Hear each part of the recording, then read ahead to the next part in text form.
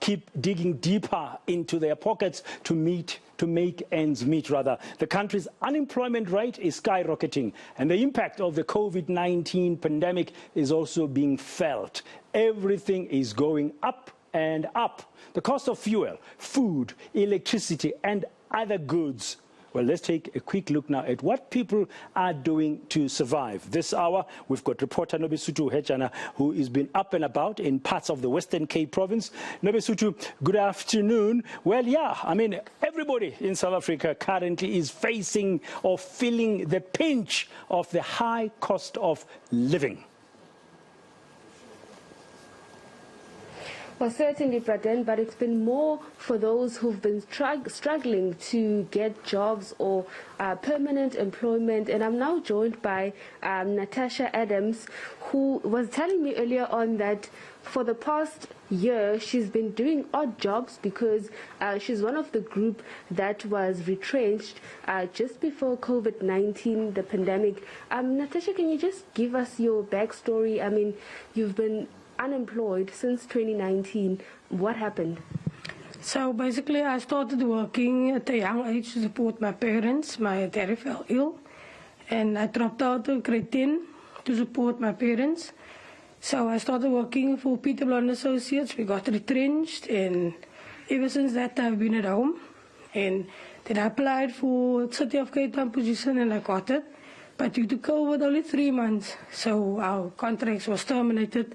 And ever since I've been at home, I even applied for the 350 grants.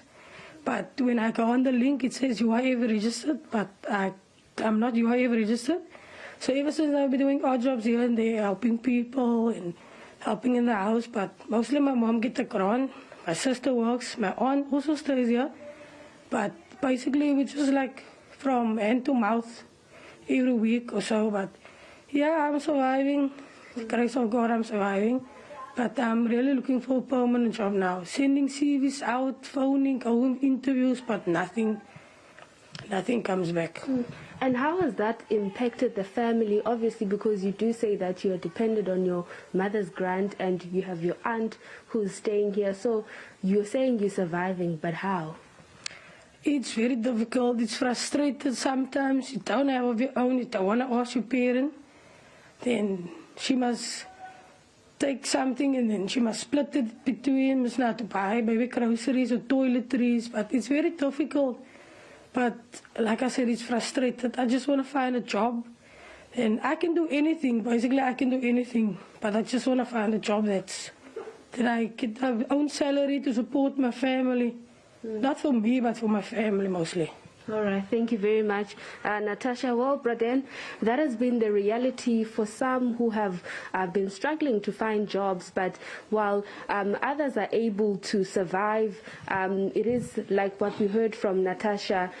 She's struggling, and any type of a job that she can get, she's willing to do it instead of sitting at home. You know what is very sad, Nobesuthu, is you look at the stats that have come out from Stats SA.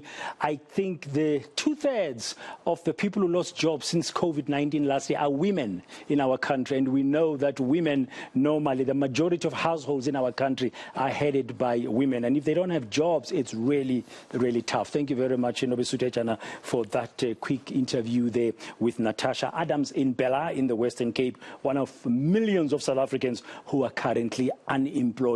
Tough times indeed.